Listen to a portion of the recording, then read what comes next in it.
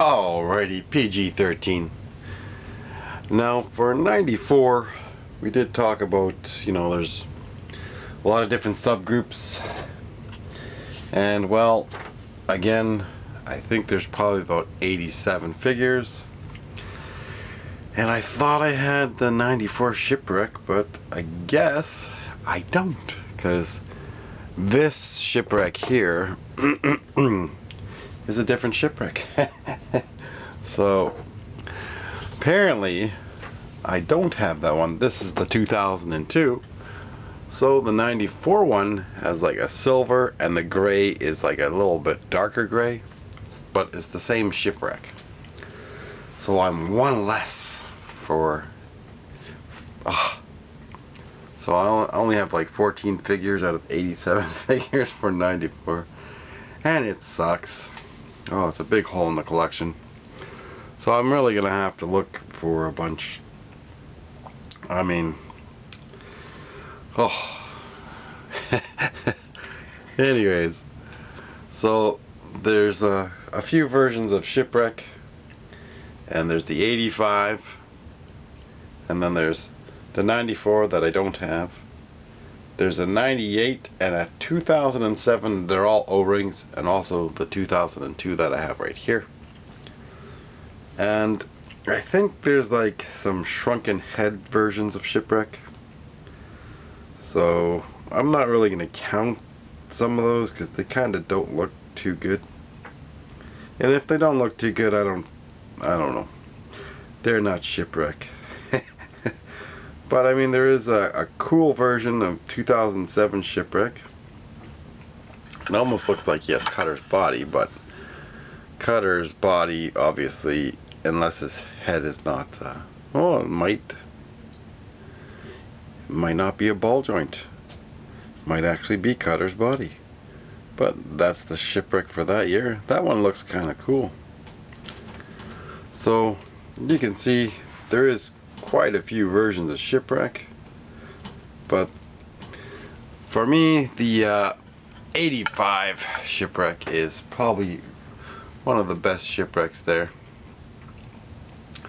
So I like the 85 Shipwreck, OG original. He's the best out of all the Shipwrecks. Now Flint, this head sculpt of Flint is just, I don't know. It's not Flint. He's even taller. He's taller by a hair. This version of Flint is just like, it's almost like the Eagle Warriors Flint. It's just not the Flint that it should be. And the reason why the 85 version is probably one of the best, maybe the Tiger Force version as well.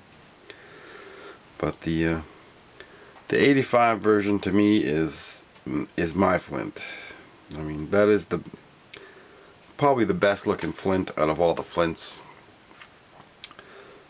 But the Tiger Force 88 version is the same except for in Tiger Force, so maybe those two might be the Flints that I'd choose. But there is some other Flints out there, and well, there's a 2004 one that's similar, and there's a 2005 one that has a little bit of a smaller head. So I mean, Hasbro's kind of stupid for not keeping the proportions.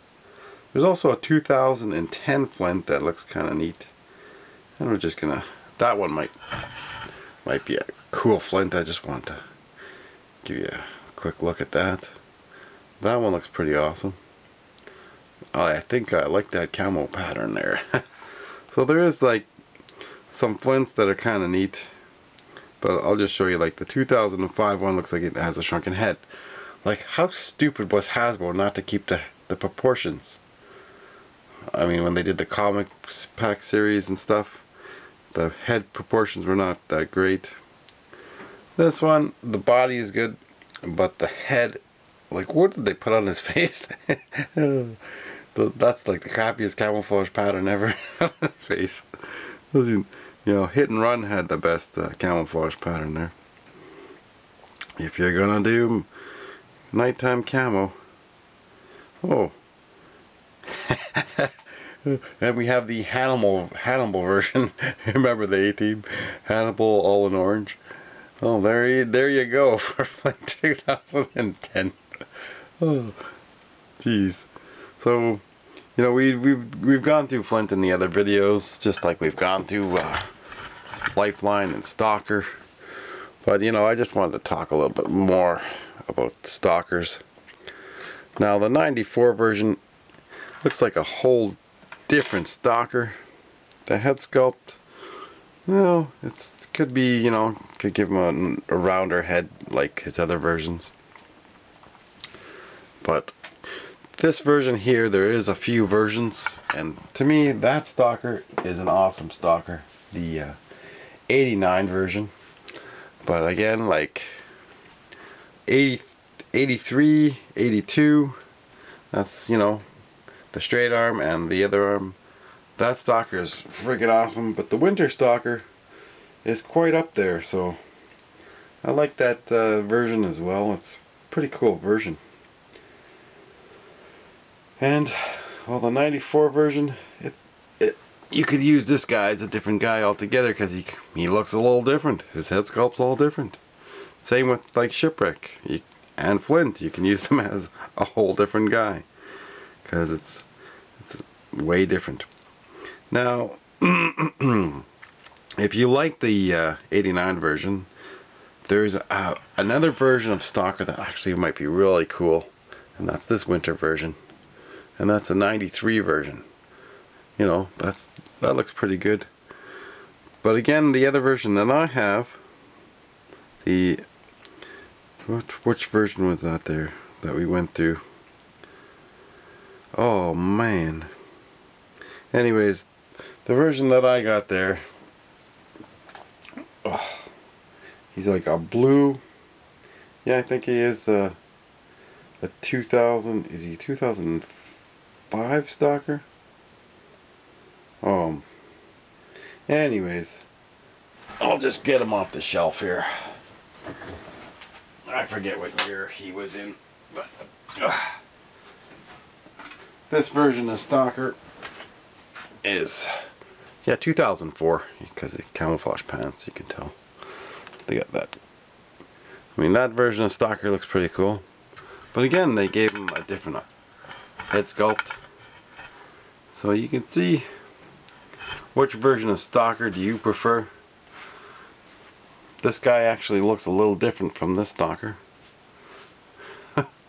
So, it is a 2004. They used the body in a 2005 with a different head. I don't know, you can see in the picture here. There's a different head on this. But it's a different, it looks similar body. But the head is just different. Someone screwed up Yo-Joe and they put a different head on him when they took the picture there. So I mean, there is some cool versions of Stalker. Again, if you prefer the original OG, there is a '97 version. That is an awesome looking version. He's got this kind of camouflage. And let's see if that'll come in here. Here, we'll zoom it in there. There we go. So, I mean, that version of Stalker looks pretty cool. Pretty wild camouflage. I mean, there's a lot of versions of Stalker. And we've already done the video on Stalker. So, again, when they did the shrunken head for the comic packs, you might be able to put a Stalker head on that. But then you might have to, like, use the rotary tool and, you know, shave it down if you have to. So there is lots of different versions of Stalker. This one would have been cool if the head was proportioned with the body, because that's a cool looking body for Stalker, and that's 2006. So I mean, go on yojo.com and you can see all the O-ring versions of Stalker. There are some awesome looking versions, and I do recommend that you do. So overall, I think the '89 version is one of the best, and well, the '83 version. So these two versions here are awesome. The 2004 version is pretty cool. I do like that look, you know, with this little cap. But it would have looked better if they did have the camouflage on this cap. So, Stalker was one of my favorites. And, well, so was Flint. I had a lot of favorites. I would say a good 100. Well, a good 100 of them. Like, the favorite would be Firefly. That's my all-time favorite. And the mask fits. But they both have the same mask. And that's cool for the Arctic. So, I did like Stalker. Now, Raiden. This guy looked friggin' awesome. However, you know, when they started doing this cheaping out, it just sucked. But Carlson from 3D Joe has come up with a new type of deal that replaces the metal in here, and it's all one piece O-ring that'll last a long time. So if any of these figures, you know, if their O-ring breaks apart, I would be able to replace it with that O-ring that Carlson has from 3D Joe's that he just designed, and then you could re-glue the figure together, and hopefully it doesn't break when you try to open it. Oh, as he falls off the shelf.